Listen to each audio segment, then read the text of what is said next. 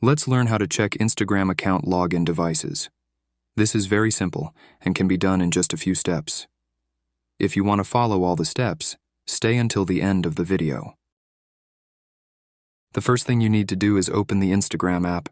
Once you have opened the Instagram app, in the bottom right corner of the screen, there is a profile option that you need to click on. When you click on that option, a page with your profile will open. In the top right corner of that page, you will see 3 horizontal lines. Click on those 3 lines, and a page with many options will open. You need to click on the first option, which is Account Center. After clicking on Account Center, a page with more options will open.